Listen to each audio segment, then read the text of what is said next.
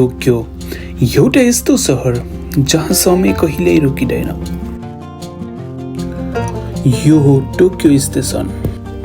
सन् 1914 देखि आजसम्म यसले लाखौं यात्रुहरूको पाइला र सपना देखेको छ।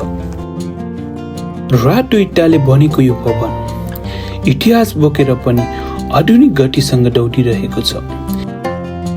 यहाँबाट शिनकानसेन देशैभरिको छ र सहर पनि कहिल्यै नढाक्ने गरी अघि बढिरहन्छ।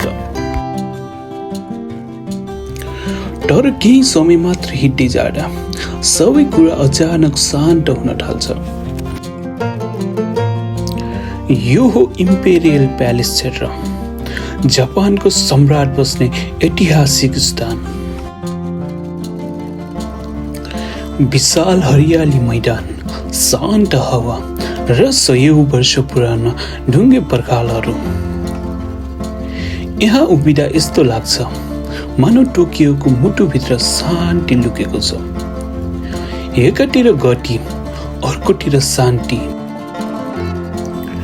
टोकियो स्टेसनले भविष्य देखाउँछ, इम्पेरियल प्यालेसले इतिहास सम्झाउँछ र यी दुवै बीच उभिँदा तपाईले महसुस गर्नुहुन्छ टोकियो केवल एउटा सहर होइन, यो त एउटा अनुभव हो।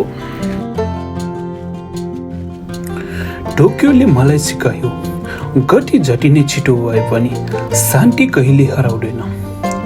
यदि तपाईहरूलाई पनि यस्तै यस्तै यात्रा अनुभव र यस्तै कथा मन पर्छ भने यो च्यानललाई सब्स्क्राइब गरेर यो हाम्रो यात्राको हिस्सा बन्नुहोस्, किनकि हाम्रो यात्रा यहाँ सकिँदैन, यो त एउटा सुरुवात हुँदैछ।